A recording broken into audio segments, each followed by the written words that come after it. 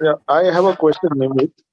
Hmm. The thing is that the new economy companies like the e-commerce company, you Yes. know, most of the Indian e-commerce companies are either replication of the US model or a European model.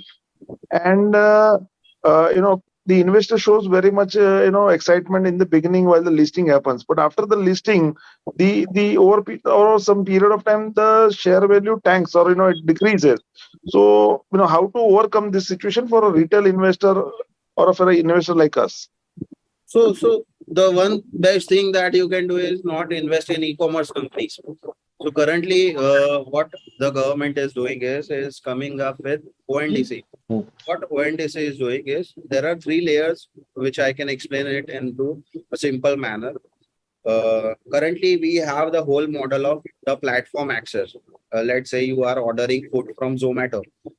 So the customers who are on Zomato and the restaurants should have to be on Zomato, right?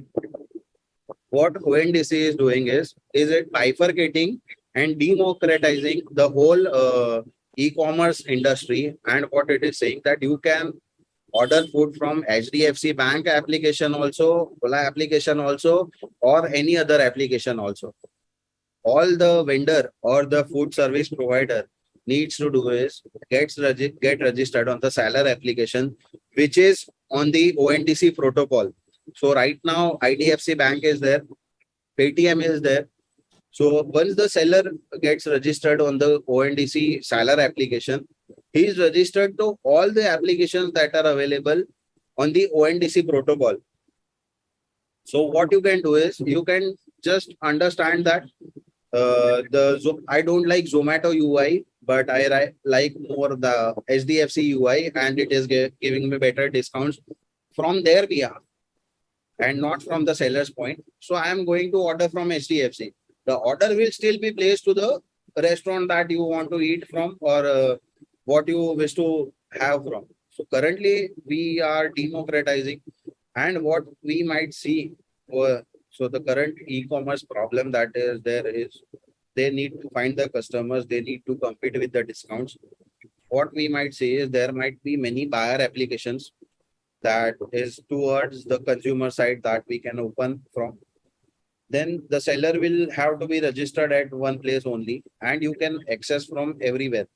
So there might be a supply chain, different person for supply chain or different company for supply chain who specializes definitely in supply chain. There might be companies like Zomato or any other which are good into UI and for buyer application, and there would be seller application which are specifically good at sourcing. So all three would be different, and we will have the ability to choose whether I want to buy it from this particular vendor, whether I would like to have this logistics as my supply chain, when it has to be delivered, and how it will be delivered. So currently our whole e-commerce system is going to change over the next 2 to 3 years, and then we can probably look upon investing in good companies which might be able to benefit from this whole changing scenario. We might wait. We actually, I believe that I should wait.